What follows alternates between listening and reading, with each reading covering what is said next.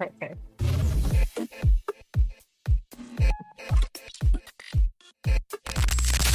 We are talking to the wonderful Liam Nolan, Liam Lethal Nolan, shall we say? Lethal, yeah. I was in the gym just training, hitting the pads, and I think someone in the gym, I actually can't remember who it was, just seen me like cracking the pads, and he was like, "Fucking hell, he's lethal." So Nice. that name sort of stuck. Yeah, that name stuck, and then I liked it, so yeah, I chose to use it, and I think it suits my fighting style, so I'm happy with that one. I agree. You are pretty lethal. And so, speaking of your fighting style, how would you describe it? I would describe my style as technical, good fighting IQ.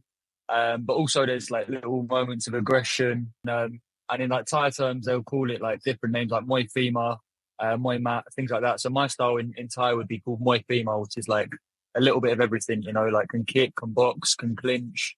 Being a southpaw, probably everything coming off the left side. So like the left straight punch and the left kick. And then the elbows as well, left elbow as well. That's probably like my strongest weapons. But do you think an elbow would be the worst one to get nailed by? Maybe. Yeah, yes and no. I mean, I've been hit with some pretty hard stuff before as well, so that they're all pretty nasty if they get you right. But yeah, elbows are pretty lethal. Yeah. Speaking of elbows, have there ever been any injuries in your career that like kind of stuck with you and kind of give you PTSD when you're in the ring? No, I have no PTSD whatsoever. But yeah, I've had injuries in fights. Like my last fight, I broke my hand in the first round. Right. Very difficult fight because I don't want to sound too big-headed, but my style and everything was a lot better than my opponent, if I'm honest.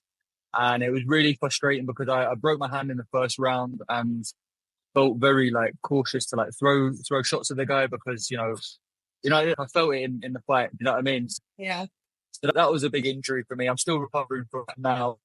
I'm still trying to like train around it, and hopefully I can rematch with that guy or just fight again next year. Do you know what I mean? After the broken hand. So that's probably the biggest injury I've had. Because I know that your goal is for this year to get a belt finally, which you fully deserve. Do you think that's going to impact your timeline for that?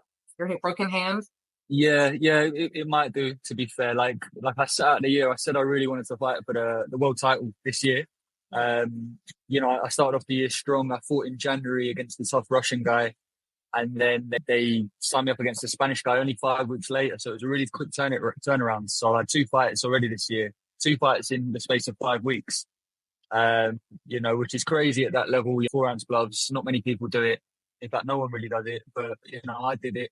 So I wanted to get the rounds in. And yeah, maybe it backfired a little bit now because it's set back a bit. But for me, I try and stay positive. So you've got to have purpose in life, right? And for me, I want to be world champion. And even after that loss, like I want to still get it and I'll recover this hand and go towards that world title. So what keeps you on track? How do you keep that discipline? What keeps you going every day? Yeah. It's just my dream since I was a kid to do it, to train and fight. And I'm very lucky that I get to live. I've got a very good life from Thai boxing. I'm very privileged. But I've obviously worked hard for it.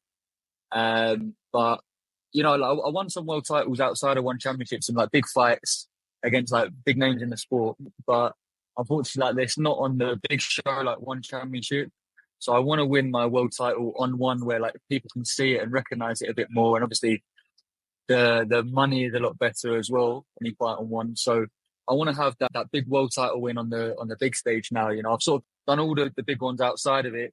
Now I want to do it on the big stage. So that's what motivates me now. Nice. And I'm sure you're definitely going to get it. After the belt, what do you want? Yeah. Like, what do you want for your future? Long time, I've always wanted to open a gym. Like I've always wanted to, I really enjoy coaching. So after a title, of course, I'd like to stick around and, live the life as if that would be cool. But, I think eventually I'll like to open a gym and coach people and like have my own fighters, pass it on. As long as I can sort of keep in the sport, I'm pretty happy if I can do that. So that's cool. That's my plans. Oh, that's awesome. And speaking of coaching, what are some things that you think beginners should pay attention to? I know you're doing your seminars out in Vegas right now. What are some things that come up frequently for you that you wish beginners would know?